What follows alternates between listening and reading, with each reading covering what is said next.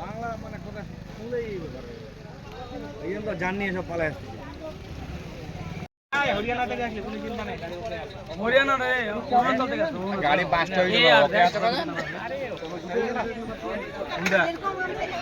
আচ্ছা আগামী কে টাকা বাস আগে মাস দিও।